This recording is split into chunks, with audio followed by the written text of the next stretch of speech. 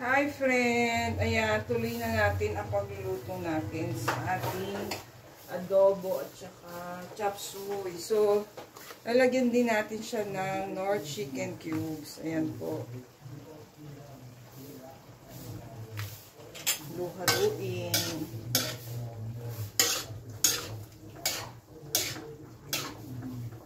Pag okay na yung ating cauliflower, lalagay na natin ang ating repolyo. Ayan. So, may chop suey na tayo. Ang dami pa rin, no? Kahit na tinipid-tipid natin yung ingredients, parang madami pa dito.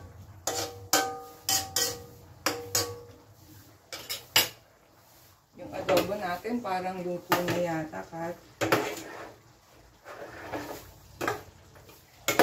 Medyo masabaw siya, Kat, hindi siya tuyo. Kasi nga, 3/4 to, pero binawasan natin, nilagay natin yung iba dito sa chop suey. Kaya parang madami siyang sabaw. Kasi pag konti naman, paano na? Pero medyo hindi pa yata masyadong malambot ang ating patatas. So, siguro mga 10 minutes pa yung ating adobo. Check lang natin yung time.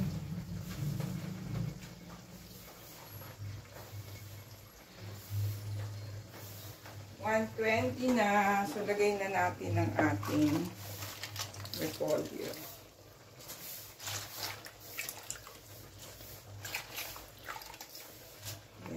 Final ingredient ng ating chop suey. Sana magustuhan ni Papsi Tin ang ating chop suey.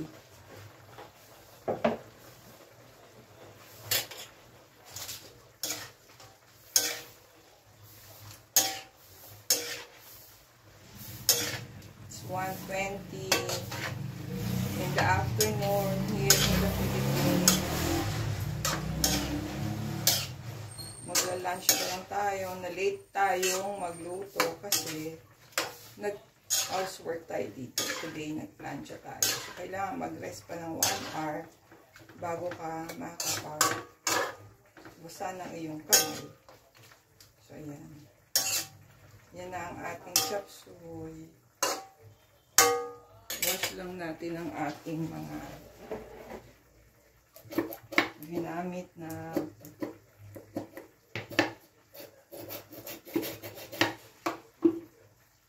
wala na tayong dishwashing liquid. So, after we use kasi yung mga bowls or nungugasan na natin kagad para hindi punong-puno ang lababo ng mga used utensils. After natin gamitin, inawash na natin. Hindi makalat ang ating kitchen.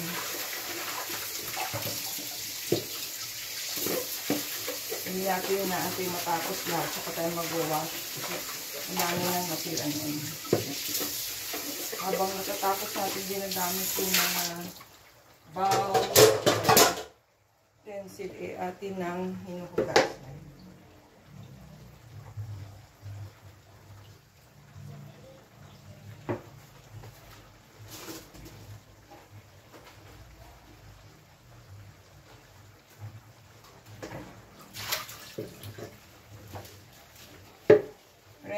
Are you from the Philippines or sa ibang part of the world? Marami rin tayong mga viewers from iba-ibang countries eh.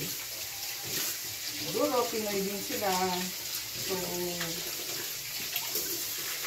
kaya nag-use din tayo ng English, lalo na sa mga lessons natin kasi may iba-ibang countries na naman sa atin eh. So, naka-English language yung naiintindihan nila. But if you're an OFW, syempre, naiintindihan mo naman yung language natin.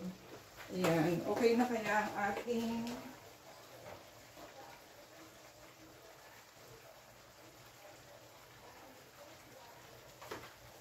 siguro pwede na yung ating chop suey. Hindi na natin dinamihan yung sabaw. Yung hindi pa parang hindi pa luto yung repolyo. Ang bilis ng maluto ng repolyo, diba?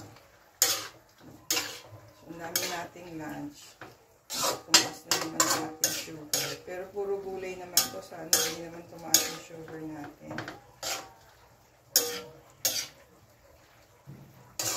Grapes siya. Madami tayong nakain grapes. Nilimit ko na nga lang 8 pieces na lang na grapes kinain ko kagabi. So nga baka tumaas ang sugar at tayo magte-test this morning. Pero mataas pa rin. Kulang siguro natin for the past. Since we had our vaccine, hindi tayo nag-exercise. So siguro steps yung kailangan natin ngayon.